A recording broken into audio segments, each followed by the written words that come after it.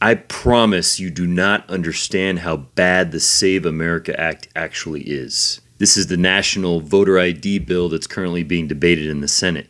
And you likely don't know because, as usual, the media is not talking about the worst parts. Let's talk about what you may know first because it's being covered. This is far more than a voter ID bill and amounts to a poll tax because you are required to have either a passport or birth certificate to register to vote. And 50%, 50, don't have passports in this country. And 22 million people, or 9%, don't have a birth certificate. And even if you have a birth certificate, if you are married and you changed your name when you got married, your birth certificate is probably not enough. They did put an affidavit process into the bill if your birth certificate doesn't match your current IDs. But it's up to the state to decide if they even want to have that process. So if a state doesn't want to have it, married women are just out of luck, unable to vote. And guess which states will do that?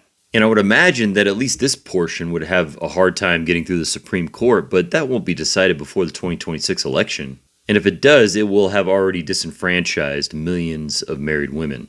And the other part that's being heavily covered is the ban on mail-in voting that Republicans in California invented, but I digress. In 2024, 45% of mail-in ballots were Democrat and only 22% were Republican, so guess who they're trying to stop?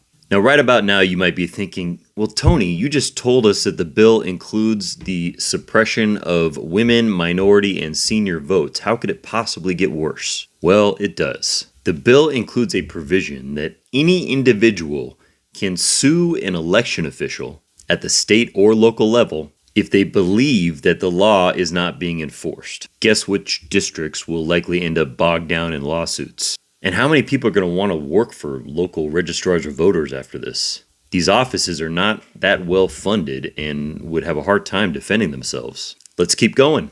It gets even worse for local elected officials. The bill establishes criminal penalties with fines and up to 5 years in prison for election officials who mistakenly register someone who hasn't provided the exact documentation needed. Mistakenly. So if these local officials are suspect of anything, they're not going to register that voter.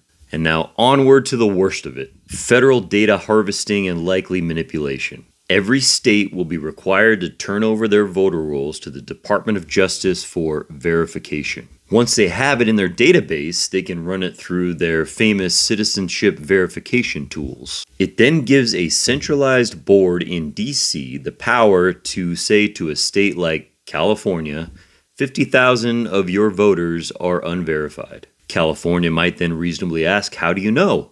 And they would not be entitled to an answer. Oh, and they're giving the entire country 10 days to implement all of this. This, of course, matters for 2026, but it's so much bigger than that.